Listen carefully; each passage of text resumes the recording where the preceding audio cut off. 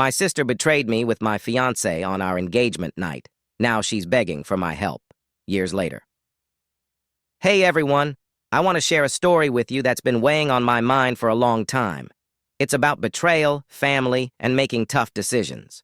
So buckle up, because this one is a roller coaster. It all started 5 years ago. I was 24, deeply in love, and excited to spend the rest of my life with the man I thought was my soulmate. We'd been together since our college days, and after nearly 5 years, he finally proposed. I was over the moon, and he planned a surprise engagement party to celebrate our love with family and friends. I remember that night so vividly. It was perfect, or at least I thought it was. But as the evening wore on, something happened that would change everything. Around 10 p.m., I stepped outside to get better reception on my phone. I was on top of the world, completely unaware of the storm brewing behind my back. As I wandered into the backyard, I saw something that made my heart stop. There, in the shadows, was my sister, wrapped up in my fiancé's arms. They were so lost in each other that they didn't even notice me standing there, frozen in shock. I couldn't believe what I was seeing. My own sister, who I loved and trusted, was betraying me in the most unimaginable way. I stood there, rooted to the spot, as my whole world crumbled around me. When they finally noticed me, they pulled apart, but the damage was done. I didn't say a word, I just ran. I ran as fast as I could, my heart pounding in my chest, trying to escape the nightmare that had just unfolded. I ended up in a hotel trying to make sense of what I had seen. I was in shock, disbelief, and more pain than I had ever felt in my life. But the hits just kept coming. Later that night, my sister texted me, confessing that she had been in love with my fiancé for a long time. She tried to apologize, but her words felt hollow. Then, as if to twist the knife even further, my fiancé messaged me, saying that he had only proposed to me because he thought committing to me would help him get over her. But instead, it only made his feelings for her stronger. I was devastated, and I didn't know what to do. I stayed at that hotel for a few days, trying to gather my thoughts and figure out my next move. Eventually, I knew I had to go back home, if only to collect my things and start picking up the pieces of my shattered life. But when I walked through the door, I was met with another shock. My family was there. My parents, my aunt who had lived with us since her husband passed away, and even my sister. They had all been living with my fiancé, waiting for me to return. When I walked in, they were so happy to see me, acting like everything was normal. Even my sister had the audacity to hug me with tears in her eyes, as if she hadn't just destroyed my life. I was too numb to react at first. I just stood there, letting them crowd around me, pretending like everything was okay. But then, when things finally quieted down, I told them the truth. I was only there to pack my things and move out for good. That's when my fiancé, no, my ex, finally spoke up. He said there was no need for me to leave because he had already packed his stuff and was moving in with my sister. They were in love, after all, and now that everything was out in the open, they wanted to be together. And what did my family do? They smiled. They actually smiled, like this was some kind of happy ending. My sister stood there, clinging to my ex, smiling through her fake tears, while my mother wiped a tear from her eye as if this was some bittersweet moment. I couldn't believe what I was seeing. I snapped. I asked them, point blank, what the hell they were smiling about. Didn't they realize what had just happened? Didn't they care that my sister had destroyed my engagement and stolen my boyfriend of nearly 5 years? My mother was the first to speak, trying to justify it. She said they couldn't change the past, but they could accept the future, and that future had my sister and ex together in it. She told me that while it was unfortunate how it happened, this was clearly meant to be, and they hoped I could find it in my heart to understand. My sister, still clinging to my ex, chimed in, saying she was sorry for what she had done, but she couldn't help falling in love with him. She said she wished she could have told me earlier, but their love was real, and they wanted to spend their lives together. And then, right there in front of me, they kissed. My mother actually had the nerve to wipe another tear from her eye, as if this was some romantic movie ending, instead of a betrayal of the worst kind. I couldn't take it anymore. I told them all that this wasn't some sentimental moment to be celebrated, it was disgusting, but instead of understanding, they got mad at me. They said I was being selfish and immature, that I should be happy for my sister and not act like a brat. My father even told me to grow up and accept that these things happen, that I should celebrate my sister finding her soulmate instead of being jealous. I was done. I packed my things and left without another word. I didn't care what they said or did. As far as I was concerned, they had chosen my sister over me, and I wanted nothing to do with them. I cut them out of my life completely. And I've never looked back. For 5 years, I didn't speak to any of them. I moved on, focused on rebuilding my life, and eventually found happiness again. But then, out of the blue, my mother called me a few days ago. She was desperate, begging me to help my sister. Apparently, my sister and her husband, yes, my ex-fiancé, had started a business that was failing miserably. They were deep in debt, and the loan sharks were circling. My mother knew I was doing well for myself and asked me to lend them $75,000 to bail them out. Can you believe the nerve? After everything they did to me, she actually had the audacity to ask for my help. I asked her why my sister wasn't calling me herself, and she admitted that my sister didn't want me to know they were struggling. She didn't want my help, but my mother was desperate and didn't know where else to turn.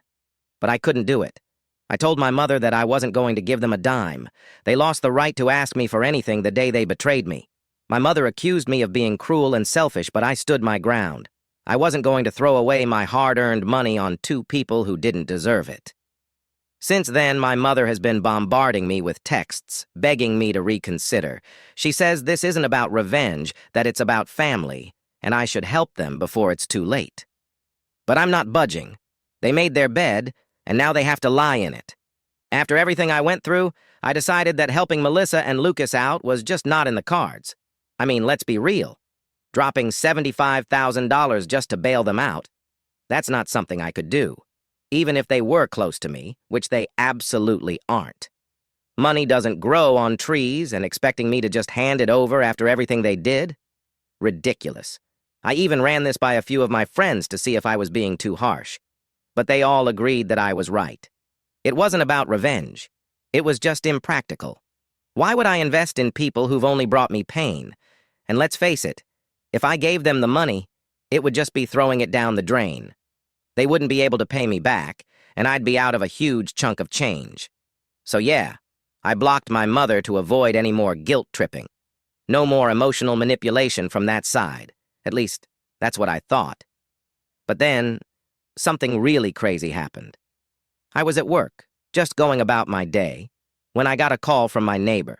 She sounded pretty concerned and told me that there was a couple outside my house, screaming for me to come out. They'd been at it for about an hour, refusing to leave, and she was worried that they might be up to no good. In my gut, I knew who it was even before she described them, Melissa and Lucas. I thanked her and left work immediately, racing back home. I couldn't risk them causing any more trouble. When I pulled up to my house, there they were, right in the middle of trying to break in by picking the lock on my door. I was furious. I got out of the car and demanded to know what the hell they thought they were doing. I tried to call the police, but Lucas was quick. He knocked the phone right out of my hand. Melissa, with her usual audacity, walked over and said they just wanted to talk, that they didn't need anything from me right now. Yeah, right. I told them to talk fast because there was no way they were stepping foot inside my house. Melissa started in, saying our mother had told her about my blocking them and how unfair I was being. She actually had the nerve to say that after 5 years, I should be over it by now, that I was just being dramatic for attention. Can you believe that? Then she added that even though they'd managed to scrape together some money, they might need more in the future. And of course, she expected me to be their safety net. I looked her dead in the eye and told her that under no circumstances should she ever count on me for anything. I hated her and Lucas with every fiber of my being, and it was taking everything in me not to lose control and slap her right then and there.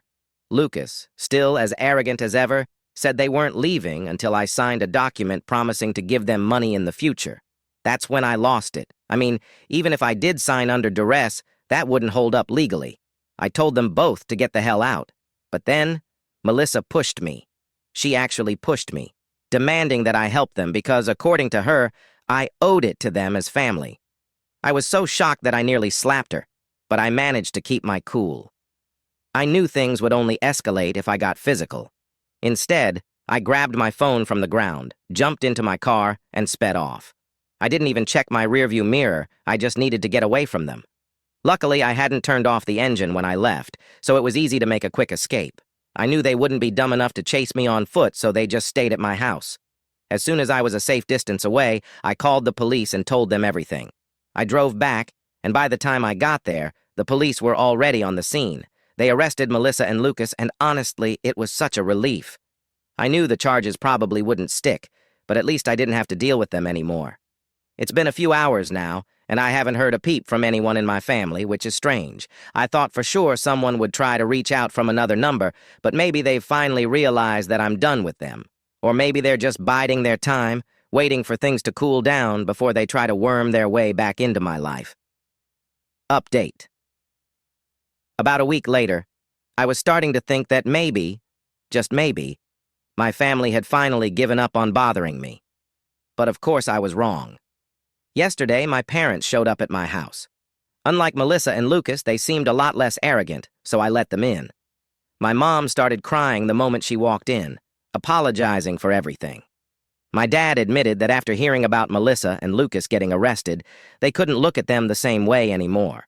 They even said they were planning to cut them off. They apologized for siding with Melissa in the past, admitting that I had been the real victim all along. I appreciated their apology, but I told them that it was too little, too late. I'm used to living my life on my own terms now, and I don't see any point in trying to mend a relationship that's been broken for so long. They tried to convince me that we could fix things, but the truth is, I don't want to. I've moved on, and I just want to be left alone. They seemed disappointed, but eventually left, asking if I could at least unblock them so we could stay in touch. I agreed, though it felt weird. So now, my parents are unblocked.